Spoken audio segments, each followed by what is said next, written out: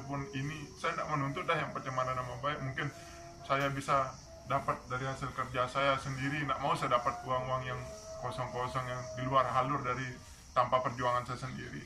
Saya terus terang tidak menuntut pencemaran nama baik, yang penting saya bisa terbebas dari ini, bisa ngamen untuk orang tua saya, itu aja. Karena orang tua saya bilang, Bos jangan dituntut karena kita tidak pernah makan uang kayak gitu. Iya sudah, saya tidak menuntut, saya ikhlas tidak menuntut. Biar nama saya jelek, iya, tapi saya percaya bahwa Tuhan itu tidak tidur, Dia akan memberikan mana yang baik, mana yang buruk. Saya tidak mau makan, lebih baik saya miskin, saya makan apa adanya daripada saya makan yang mewah tapi itu hasil dari yang tidak baik. Sekian Bu. Terasa terpuruk juga sekarang Bu, ingin sekali saya keluar Bu, capek saya diginiin Bu, lelah sangatlah. Tidak ada orang yang pernah merasakan bagaimana hidup seperti saya dengan dituduhkan saya memperkosa atau kekerasan seksual. Coba lah pikir di mana gitu. Saya bukan berarti keadaan saya kayak gini perlu dikasanin, tidak. Tapi saya benar tidak bisa ngomong apa-apa Bu. Benar kalau saya sampai tidak bisa ada keadilan, saya singkat kata Bu, saya berani ya ambil resiko yang buat diri saya tidak melihat dunia ini lagi daripada sebut orang tua saya malu gitu. Ketika Agus ditetapkan sebagai tersangka, bagaimana perasaan Agus waktu itu? Sangat kaget Bu, karena terus terang Bu, kenapa kok baru saya diam semakin saya diginin. Secara logika adanya kepada teman-teman semua di sini, ada masyarakat atau semuanya, pas mengkortaan atau kekerasan seksual itu kan kekerasan itu terus terang kekerasan fisik ataupun ancaman yang seperti apa yang saya gunakan. Kekerasan apakah saya bawa pisau, apakah saya bawa senjata, apakah apa gitu. Saya hanya minta tolong diantar ke kampus, sudah cukup itu aja. Kenapa sampai kayak gini gitu. Benar Bu, saya tahu saya lemah, orang tua saya lemah, tapi jangan pernah menginjak-injak nama orang keluarga saya itu. Lebih baik saya mati daripada saya melihat keluarga saya diginiin Bu. Capek saya kayak gini.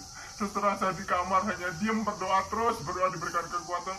Apakah pernah ada masyarakat atau orang yang pernah ngerasain berada di posisi saya, yang dimana saya bingung apalah ancaman yang diberikan ke saya, apalah yang saya kekerasan apa, nodongkan pisau kayak pistol atau apa, bagaimana saya kayak gitu. Seperti yang terakhir yang menyemangatin hidup saya, yang apa komentarnya Pak Sugeng itu aja yang saya tonton menyemangatin diri saya. Itu aja Bu, yang dimana kata-katanya bahwa ini tidak masuk akal. Kita semua itu diberikan pikiran manusia, ada tidak pikiran yang masuk akal kayak gitu. Apakah karena kayak gini hatian ataukah apa gitu. Kita punya akal sehat semuanya, pasti punya logika dalam kehidupan. Apakah seorang yang tidak memiliki tangan dengan kasus duda paksa atau pemerkosaan atau kekerasan seksual, bagaimana? Entah itu cara fisik ataupun cara dari ancaman itu sendiri. Misalkan dari ancaman perkataan, dia bisa lari Bu, dia bisa minta tolong kepada orang yang banyak di luar Teras Dayana. Terus yang kedua, apakah ada kekerasan fisik? Saya lebih kalah, saya memukul, misal dia lebih bisa memukul saya. Dan yang terpenting, apakah itu atas dasar suka sama suka?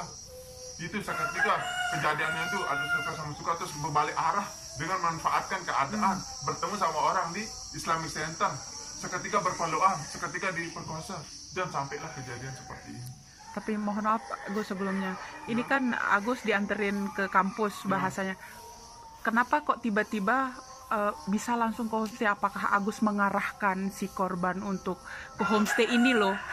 Ayo kita melakukan itu. Tidak ada Bu, saya tidak ada mengarahkan, karena saya hanya minta bantuan, Mbak minta bantuan, antar saya ke kampus, bersedia gitu.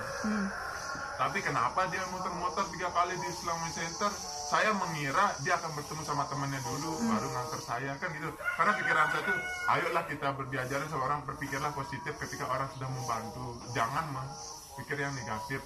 Nah, ketika itu saya berpikir, paling dia ketemu sama temannya dulu, terus ujung-ujungnya ke sana gitu.